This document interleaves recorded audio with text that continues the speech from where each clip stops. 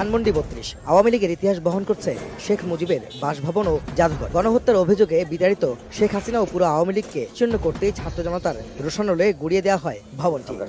রাজনৈতিক মহলে এর প্রতিক্রিয়া কি? অন্যতম বড় রাজনৈতিক দল বিএনপিরই বা কি অবস্থান এই ইস্যুতে? এখনই মুখ খুলতে না চাইলেও জাতীয় প্রেস ক্লাবে এক আলোচনায় দলটির নেতারা শঙ্কা প্রকাশ করেন, দেশ ভালো দিকে যাচ্ছে না, তাই দ্রুত ক্ষমতা হস্তান্তর করতে নির্বাচনের দিকে যেতে হবে অন্তর্বর্তী সরকারকে। যত দ্রুত সম্ভব জাতীয় নির্বাচনের ব্যবস্থা করে নির্বাচিত জনপ্রতিনিধির হাতে ক্ষমতা দিলে পরেই তখন আমরা মনে করব যে হ্যাঁ, সত্যিকার অর্থেই গণতন্ত্র এখন সঠিক একটা পথে উঠেছে, যে পথ ধরে আস্তে আস্তে সামনে এগিয়ে যেতে পারবে।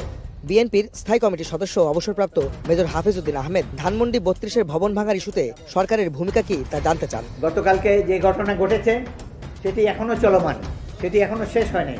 এটি কারা করেছে এই তথ্য আমাদের কাছে নাই। এতে সরকারের কি ভূমিকা ছিল সেই তথ্য আমাদের কাছে নাই।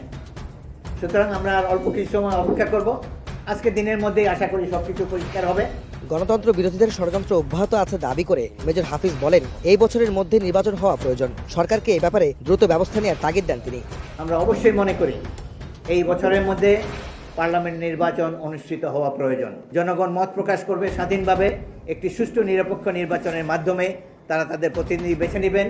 তারাই সংবিধানে প্রয়োজনীয় সংশোধনী যদি প্রয়োজনে আনবেন, তারা দেশটি পরিচালনা করবেন সাধারণ মানুষের অভিপ্রায় অনুসারে।